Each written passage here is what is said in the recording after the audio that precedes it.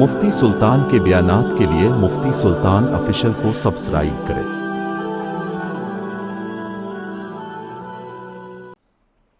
السلام علیکم ورحمۃ اللہ۔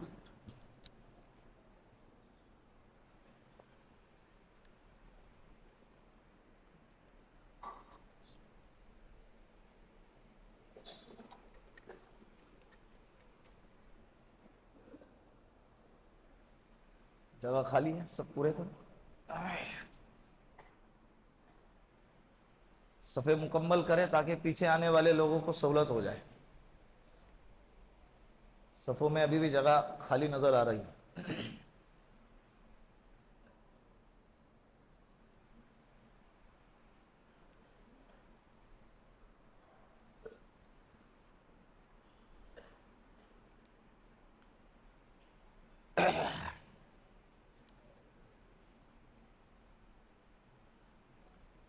الحمد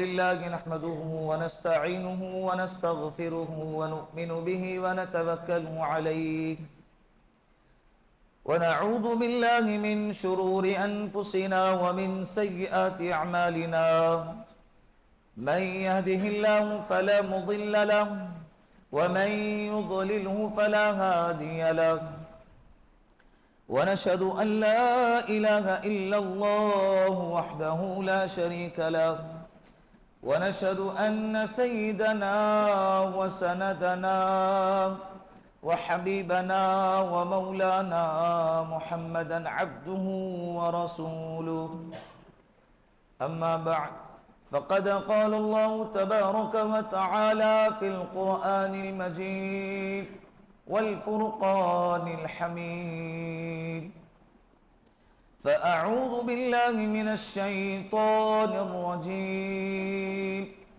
بسم الله الرحمن الرحيم، ألم نشرح لك صدرك ووضعنا عنك وزرك الذي أنقض ظهرك ورفعنا لك ذكرك فإن مع العسر يسرا إن مع العسر يسرا فإذا فرغت فانصب وإلى ربك فارغب.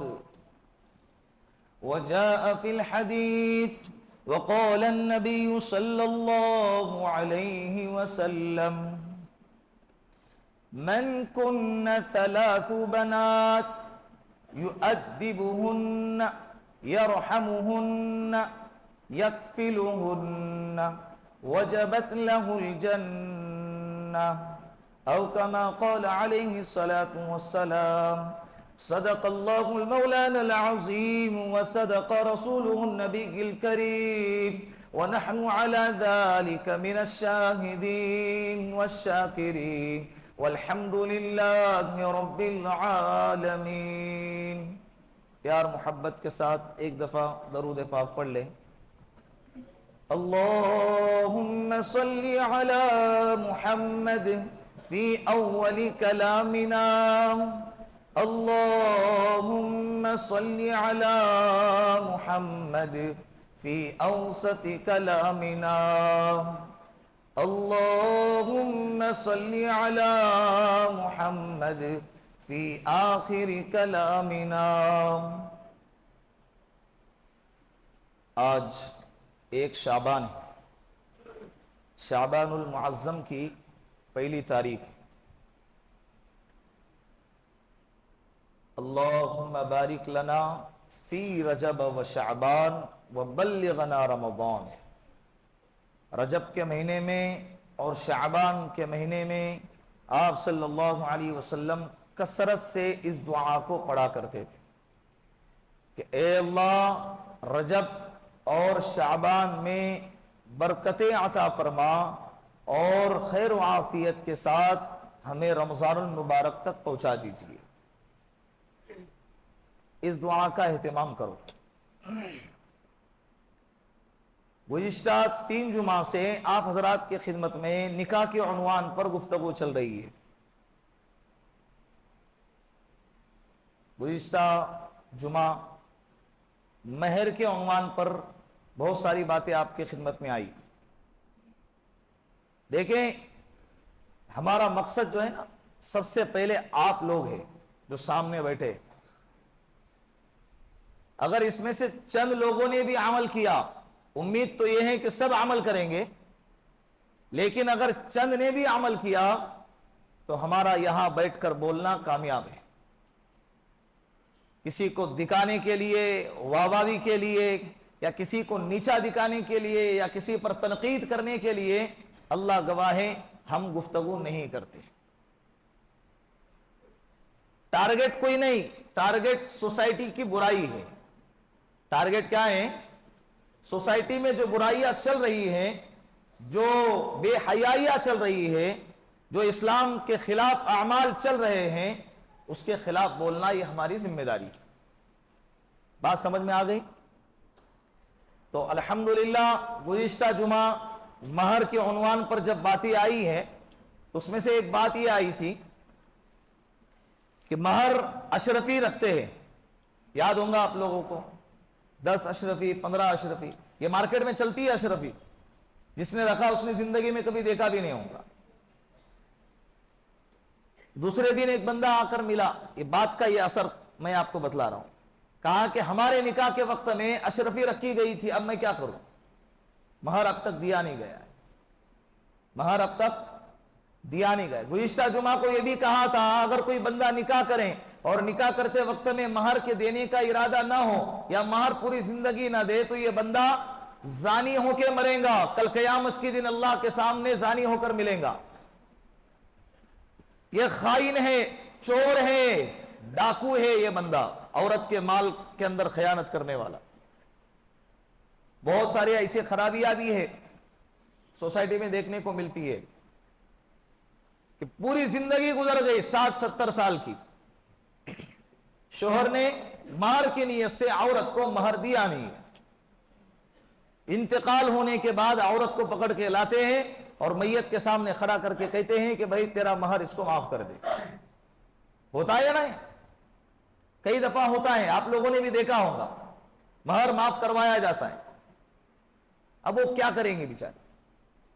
زندہ تھا تب تو دیا نہیں، ابھی مرنے کے بعد مانگ کر کچھ فائدہ؟ مانگے گا تو دے گا بھی نہیں، دے بھی نہیں سکتا. تو مجبوری کی حالت میں اسے یہ کہنا پڑتا ہے کہ میں نے یہ مہر معاف کر دیا. اگر صدقے دل سے، سچے دل سے اگر معاف نہیں کیا، زبان سے اگر معاف کیا، کل قیامت کے دن اس کا مہر نہ دینا یہ اللہ کے سامنے پکڑ کا سبب بنے گا. کچھ مہر 1947 جنگ آزادی کے وقت میں نکاح ہوا ہے تو 1 روپے مہر رکھا گیا ہے. کسی کا 2000 میں نکاح ہوا ہے تو 20 روپے، 25 روپے اور ایسے 500 روپے مہر رکھا گیا. اب تک مہر دیا نہیں ہے، کیا کریں گے؟ اب احساس ہو گیا، اس مجمع میں ہوں گے کوئی ایسے جنہوں نے اب تک مہر نہیں دیا ہے، اور جس وقت نکاح ہوا تھا مہر کی رقم بہت تھوڑی تھی. اب کیا کرے؟ آج کی تاریخ میں جو ویلیو ہے اس قیمت کی، اس اعتبار سے اس کو مہر دینا پڑے گا. مہر یہ عورت کا حق ہے. بات سمجھ میں آئی؟ یہ ضروری ہے، دینا ضروری ہے. اب آتے ہم ہمارے اپنے اصل مدعے پہ. نکاح جو طے کرتے نا، نکاح کے وقت میں کیلنڈر لے کر بیٹھتے.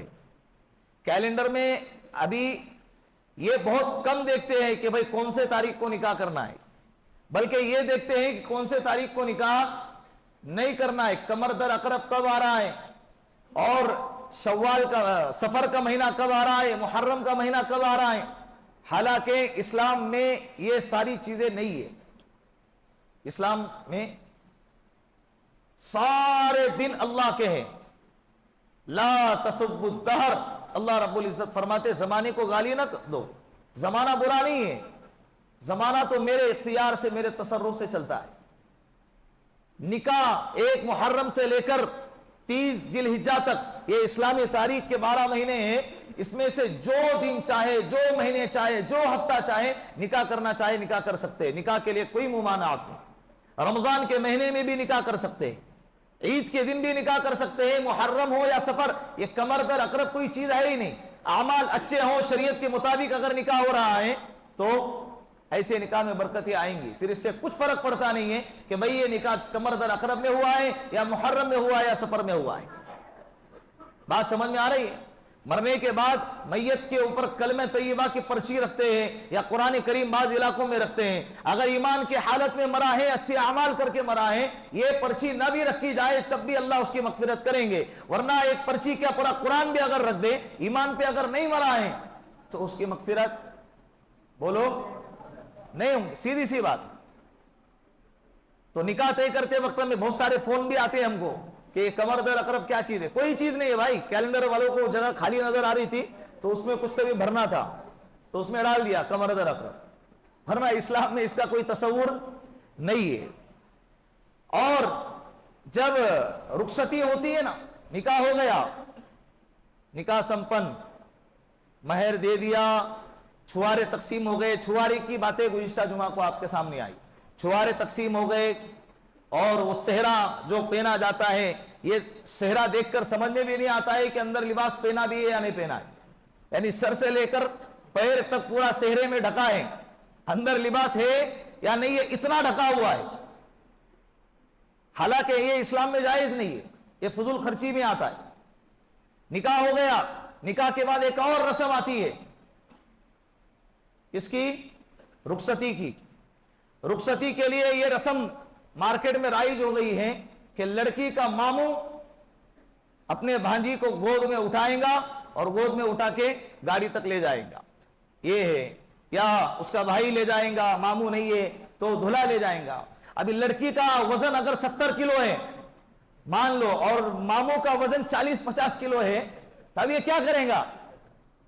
رواج کے چلتے اس کو یہ کرنا پڑے گا. وہ خود بھی گرے گا، زلو فزلو، خود بھی گرے گا اور دلہن کو بھی گرا دے. حالانکہ یہ رواج غلط ہے. نکاح ہو گیا، گھر کی عورتوں کے ذریعے سے اس کو گاڑی تک بٹھا دو. ایک نکاح میں جانا ہوا، لڑکی پہنچ گئی منڈپ کے پاس، لیکن سارے مرد حضرات اس کے پاس آئے اور کہا کہ ابھی باہر مت نکلو، کیمرے والا کئی اور جگہ پہ بزی، باہر مت نکلو، اندر ہی بیٹھے. آدھا گھنٹہ اس کو بٹھا دیا. میک اپ میں ہے اور کپڑے بھی ایسے چبھنے والے پہنتے ہیں، اس میں اس کو اسی کے اندر بٹھا دیا. اسلام بہت آسان ہے یار، بہت آسان، بہت پیارا مذہب ہے. اس کو سامنے رکھ کر زندگی گزارو. اس کو سامنے رکھ کر کیا کرو؟ بولو، زندگی گزارو. انشاءاللہ تمہارے بارے نیارے ہوں گے، دنیا میں بھی خوش اور آخرت میں تو مزے ہی مزے. پھر کوئی کیا بولتا ہے ہمیں اس سے کوئی مطلب نہیں. جس نکاح میں گانا بجانا، ڈی جے وغیرہ، گانا گایا جاتا ہے، بجایا جاتا ہے، میوزک چلتی ہے، میں آپ لوگوں سے گزارش کرتا ہوں ایسے نکاح کا بائیکاٹ کریں. بائیکاٹ کا مطلب یہ ہے کہ ایسے نکاح میں شرکت نہ کریں. بول دے اسے بھائی، سامنے والا ناراض ہوتا ہے، چلے پرواہ نہیں میری بلا سے، اس لیے کہ اس نے جو کام کیا ہے اس سے اللہ ناراض ہو رہے، اس کو اللہ کی ناراضگی کی پرواہ نہیں ہے اور تم اس کے ناراضگی کی پرواہ کر رہے. میں نکاح میں نہیں آتا. صاف ستھری بات، تو نے گانا بجانا، ڈی جے رکھا ہوا، یہ ختم کر دو. ایک اور لعنت ہے نکاح میں جو ناسور اور کینسر سے بھی زیادہ خطرناک ہے، جو مارکیٹ کے اندر سوسائٹی میں رائج ہو چکی ہے، اور وہ ہے جہیز. کیا ہے؟ بولو، جہیز کی لعنت. سب لعنت سمجھتے ہیں اسے، لیکن لینا نعمت سمجھتے ہیں. سمجھتے کیا ہے؟ لعنت. اور لیکن جب بات اور باری آتی ہے لینے کی تو اس کو کیا سمجھ کے لیتے ہیں؟ نعمت سمجھ کے لیتے ہیں. حالانکہ یہ گناہ ہے. بیٹیاں اللہ نے رحمت بنا کر بھیجی تھی، یہ جہیز کی لعنت کی وجہ سے بیٹیاں زحمت بن گئی ہے، بوجھ بن گئی ہے. بیٹی پیدا ہوتی باپ کا چہرہ اتر جاتا ہے. ایک ہو گئی، دو ہو گئی، تین ہو گئی تو ختم، خودکشی کرنے کے خیالات اس کے دل میں آتے. حالانکہ آپ صلی اللہ علیہ وسلم نے فرمایا من کن ثلاث بنات، جس شخص کے 3 بیٹیاں ہوں، یعذبہن یرحمہن، اگر کوئی ان کی تربیت کرے، ان کو اچھے آداب سکھائے اور ان پر رحم کرے اور ان کا صحیح جگہ پہ نکاح کرا دیں تو وجبت لہ الجنہ، ایسے بندے پر جنت کیا ہو گئی؟ واجب ہو گئی. جنت کی بشارت سنا رہے اللہ کے رسول. اور یا بیٹیاں پیدا ہو رہے تو منہ اتر رہا ہے اور کوس رہے کس کو؟ جس سے پیدا ہو گئی. وہ ابھی زندگی اور موت کے بیچ کے مرحلے سے نکل کر باہر آئی ہے اور اس کو ساس کوس رہی، شوہر کوس رہا ہے کہ تو ہم کو سکھ دے نہیں سکتی، بیٹا پیدا نہیں کر سکتی. یہ بیٹا اور بیٹی پیدا ہونا یہ ماں کے ہاتھ میں ہے. بولو، یہ بے غیرت معاشرے کے اندر کچھ لوگ ایسے بھی ہیں کہ بیٹیوں کے پیدائش پر بیٹی کے ماں کو کوستے ہیں، لعن طعن کرتے ہیں. حالانکہ اگر سائنس کے اعتبار سے اگر دیکھا جائے، ڈاکٹری اور طبی اعتبار سے دیکھا جائے تو یہ بیٹے جو پیدا ہونے والی بیٹی ہے اس کے باپ کے اعتبار سے یہ بیٹا اور بیٹی کا پیدا ہونا ہے. لیکن لعن طعن کس کو کیا جاتا ہے؟ لڑکی پیدا ہونے والی کے ماں کو. کتنی بری بات ہے. تمہاری بیٹی اگر کئی اور جگہ پر بیاہ ہو کر چلی گئی اور اس کو اگر بیٹیاں پیدا ہو گئی تو تم اس وقت کیا کرو گے؟ اللہ کی مرضی ہے. پھر یہ کس کی مرضی ہے؟ تمہاری بیٹی کو بیٹی ہو گئی تو اللہ کی مرضی، اور کسی اور کی بیٹی کو اگر بیٹی ہو گئی تو نے ہمارے گھر میں سکھ نہیں دیا، یہ نہیں دیا، وہ نہیں دیا. اس طرح کے لعن طعن کرتے ہیں. اسے ولادت کے وقت میں، ڈیلیوری کے وقت میں جو تکلیف نہیں ہوتی ہے، اس کے بعد جب یہ تانے آتے ہیں نا، اس تانوں سے وہ بندی وہی پر آدھی سے زیادہ مر جاتی ہے. خدارا اللہ کے واسطے اپنے آپ کو بچاؤ، اللہ کا شکر ادا کرو. پتہ نہیں کون سی بیٹی کل قیامت کے دن مغفرت کا ذریعہ بن جائے، کون سی بیٹی نجات کا ذریعہ بن جائے، کون سی بیٹی دل، آنکھوں کا اور قلب کے آنکھوں کا ٹھنڈک کا ذریعہ بن جائے. ہمیں نہیں معلوم. بیٹیاں پیدا ہونے، اور یہ بیٹیاں پیدا ہونے پر بوجھ یہ جہیز کی وجہ سے سمجھا جا رہا ہے. بر صغیر میں، عرب کے علاقوں میں تو اس کا تصور ہی نہیں ہے. ہمارے انڈیا پاکستان کے علاقوں میں، بنگلہ دیش کے علاقوں میں نکاح کے وقت میں جہیز کی ایسی مانگ کرتے ہیں. نکاح سے پہلے رسم کے عنوان پر جب بیٹھک بیٹھتی ہے نا تو لمبی ڈائری لے کر بیٹھتے ہیں، کیا دوں گے، کیا لوں گے، اور کیا لگاتے لیبل. یہ بہت بڑی غلط فہمی ہے کہ حضرت فاطمہ رضی اللہ عنہا کے نکاح پر آپ صلی اللہ علیہ وسلم نے بھی جہیز دیا تھا، اس لیے جہیز لینا جائز ہے. حالانکہ بالکل غلط ہے. بالکل کیا ہے؟ طبرانی کی روایت ہے، دیکھ لینا. آپ صلی اللہ علیہ وسلم نے جو حضرت فاطمہ رضی اللہ عنہا کا نکاح کیا نا، اس نکاح میں جو دیا ہے وہ جہیز نہیں تھا. یہ بات یاد رکھیں. میں آپ کو اس واقعے کا چھوٹا سا خلاصہ بتاتا ہوں تاکہ آپ کو سمجھ میں آ جائے کہ اللہ کے رسول نے جو دیا تھا وہ جہیز تھا یا کوئی اور چیز تھی. آپ صلی اللہ علیہ وسلم کی 4 بیٹیاں تھی. حضرت زینب رضی اللہ عنہا، حضرت ام کلثوم رضی اللہ عنہا، حضرت رقیہ رضی اللہ عنہا، حضرت فاطمہ الزہرا رضی اللہ عنہا. 4 بیٹیاں تھی. چاروں کا نکاح فرمایا، اور حضرت فاطمہ رضی اللہ عنہا کے نکاح میں جو دیا ہے وہی لوگوں کو دکھتا ہے. باقی تینوں کے نکاح میں کچھ بھی نہیں دیا ہے، یہ نظر نہیں آتا. جس نے دیا ہے سرور کونین محمد عربی صلی اللہ علیہ وسلم، اسی کے الفاظ ہے. وہی فرماتے ہیں کہ اپنے اولاد کے درمیان برابری کرو. کیا کرو؟ کیا وہ اپنے اولاد میں مخالفت کریں گے؟ ایک کو دیں گے اور 3 کو نہیں؟ بولو نا. وہ کہہ رہا ہے اپنے اولاد میں برابری کرو، انصاف کا معاملہ کرو اولاد کے بارے میں. تو کیا وہ انصاف کے خلاف عمل کر سکتا ہے؟ تینوں کو نہیں دیا ہے اور ایک کو دے رہے. کچھ تو بات ہوگی. بات اصل یہ تھی کہ حضرت علی رضی اللہ عنہ کے جو والد ہیں ابو طالب، ان کا انتقال ہو چکا تھا. حضرت علی رضی اللہ عنہ یہ آپ صلی اللہ علیہ وسلم کی کفالت میں تھے. حضرت علی رضی اللہ عنہ کا کوئی نہیں تھا سوائے آپ صلی اللہ علیہ وسلم کے. چھوٹے تھے آپ صلی اللہ علیہ وسلم سے اور آپ کے کفالت میں تھے. تو ان کے نکاح کا انتظام بھی اللہ کے رسول کو کرنا ہے، داماد بھی اللہ کے رسول کی کفالت میں، اور بیٹی تو اللہ کے رسول صلی اللہ علیہ وسلم ہی کی بیٹی. حضرت علی سے پوچھا جا رہا ہے اس کے باوجود، کہا کہ علی تمہارے پاس کچھ ہے؟ کہا یا رسول اللہ 2 ہی چیزیں ہیں، اس کے پاس کچھ، اس کے بعد میرے پاس کچھ نہیں ہے. کل کائنات میرے پاس 2 ہی چیزیں. کہا کہ کیا؟ ایک گھوڑا اور ایک زرہ. جنگ کے وقت میں جو لباس پہنا جاتا ہے اسے زرہ کہتے ہیں. کہا کہ گھوڑا تو تمہاری ضرورت کی چیز ہے، اسے رہنے دو. زرہ کو لاؤ اور اسے بیچو، اور بیچ کر وہ رقم لے کر آؤ. زرہ کو بیچا گیا، اور خریدنے والے کون؟ حضرت عثمان غنی رضی اللہ عنہ. حضرت عثمان غنی رضی اللہ عنہ نے زرہ کو خریدا.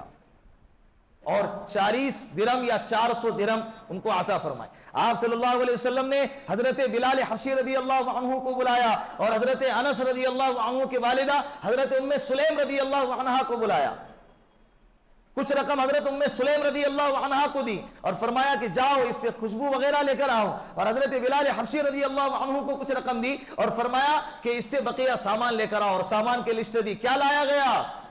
کیا لایا گیا معلوم ہے؟ یہ حضرت فاطمہ رضی اللہ عنہا کو جو چیز دی گئی، جس کو جہاز کا نام دیتے ہیں نا، اللہ کے رسول صلی اللہ علیہ وسلم نے جو دیا وہ کیا تھا؟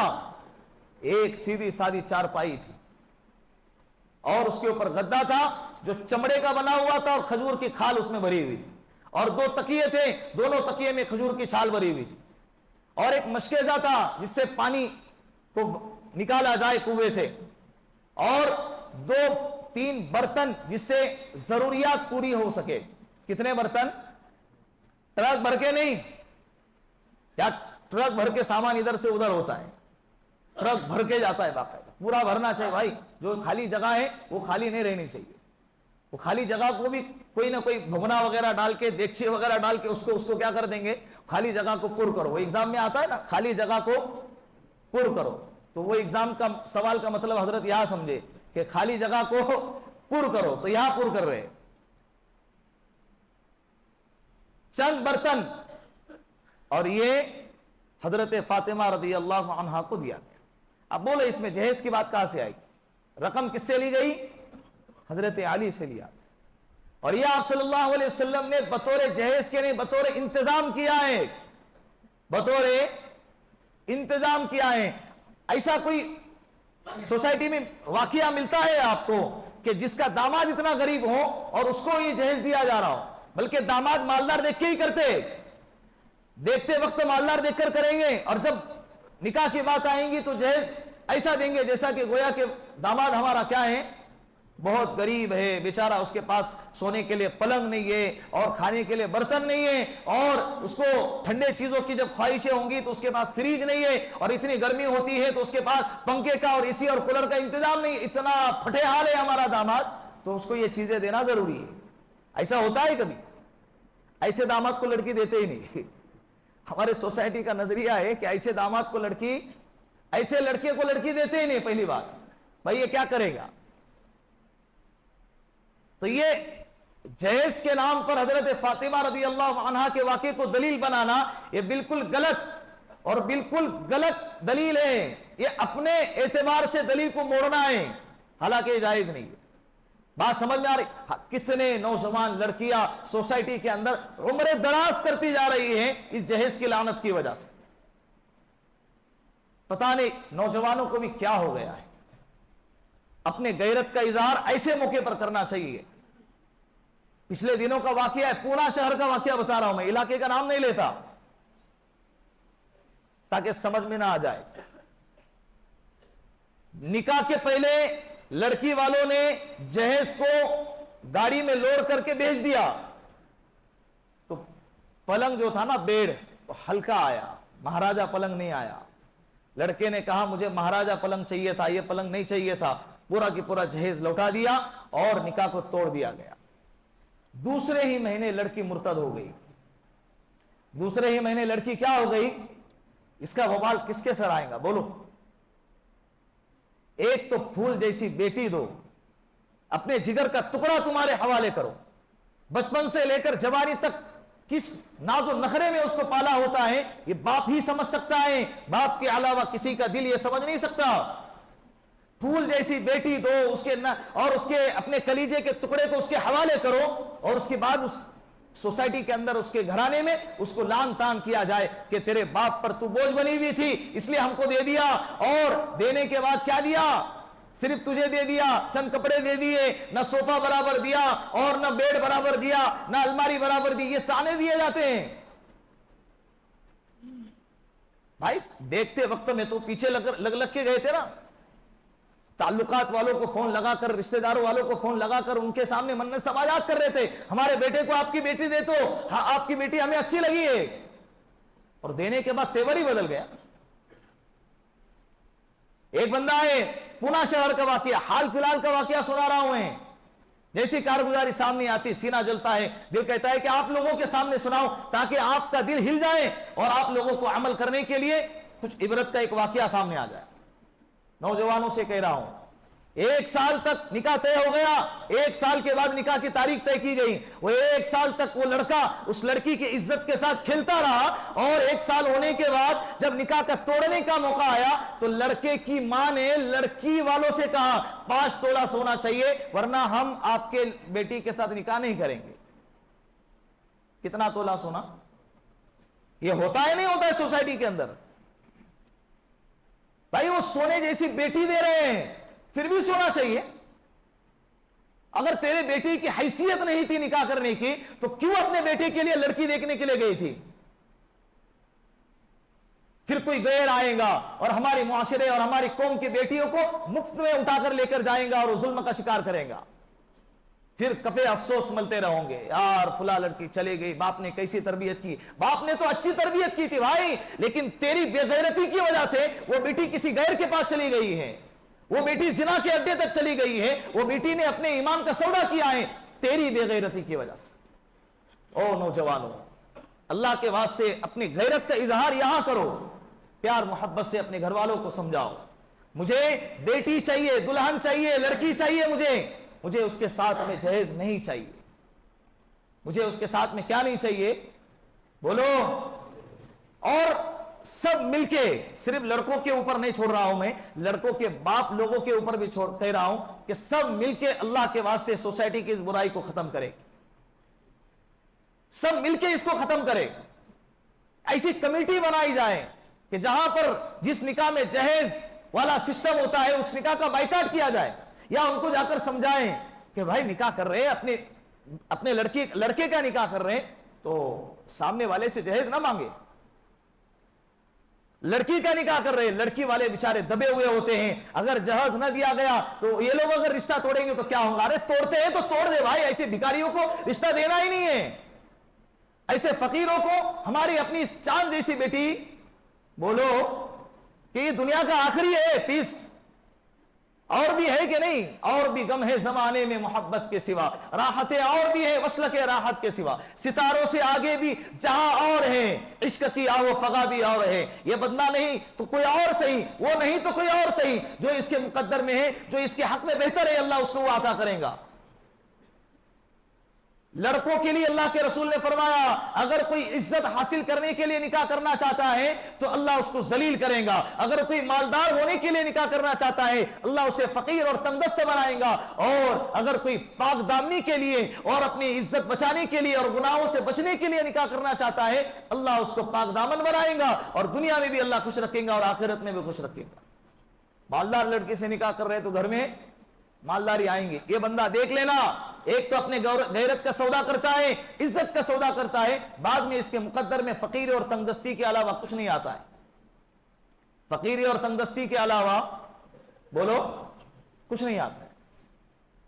اور ایک یہ رسم کے اس میں جو ہے نا جہیز کی جو رسم ہے اس میں ایک اور برائی کہ جہیز دینے سے پہلے جہیز دکائی, نکاح کے 1 دن یا 2 دن پہلے کیا ہوتا ہے, جہیز دکائی کی رسم کے عنوان پر پورے رشتہ داروں کو دعوت دی جاتی ہے اور کھول کھول کر دکھایا جاتا ہے. یہ فری, یہ الماری, یہ شان و شوکت کہتے ہیں نا, دکھلاوا جسے کہتے ہیں, اس میں بہت ساری خرابیاں ہیں. پہلی خرابی یہ کہ اس کے اندر دکھاوا ہے, اور دکھاوا یہ اللہ کو پسند نہیں ہے. ریاکاری تو اللہ کو عبادت میں پسند نہیں ہے.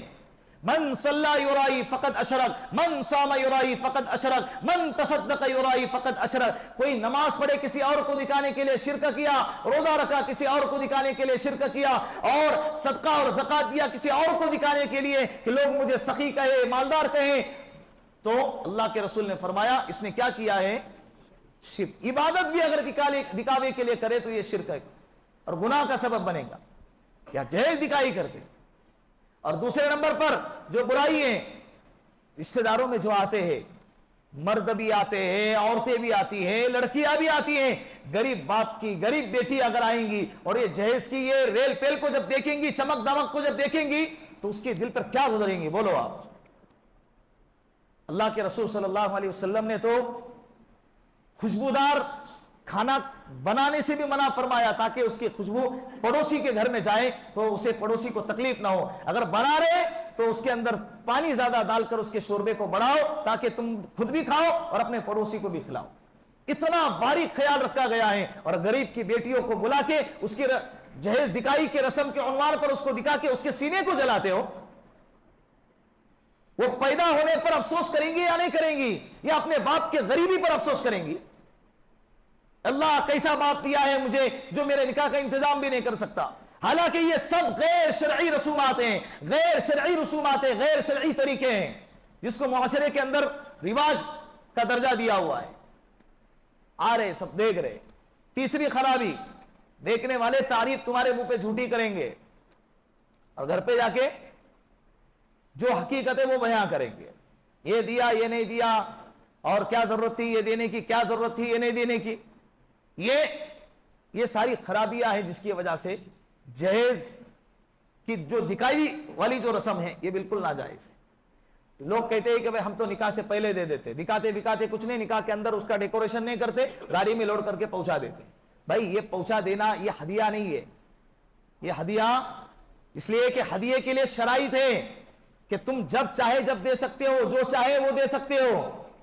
یہ جہیز جب چاہے جب نہیں دے سکتے, جو چاہے وہ نہیں دے سکتے. اس کی باقاعدہ لسٹ ہوتی ہے اور جو مانگا ہے وہی دینا پڑتا ہے. مانگنا بھی کتنی بے غیرتی کی بات ہے, کیسا مانگتے وہی سمجھ میں نہیں آتا یار. لڑکی دیکھنے کو آئے اور بیٹھے اور بولتے تم کتنا دیں گے, تم کتنی رقم دیں گے. وہ باپ پھر بیٹی کے جہیز کے لیے لون لے رہا ہے. کیا لے رہا ہے؟ قرضہ مانگا, کوئی دینے کو تیار نہیں ہے.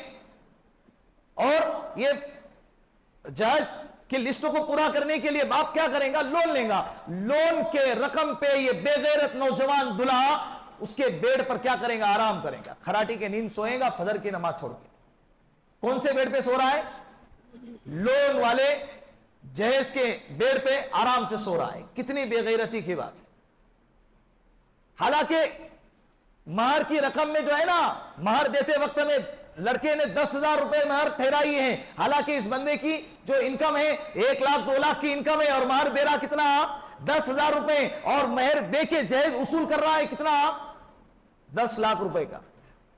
10,000 تو دے رہا, اس سے بڑا سودا کا دکھے گا کیا؟ 10,000 دو اور 10 لاکھ ریٹرن میں واپس لے لو نکاح کے عنوان پر. کتنی بری بات ہے.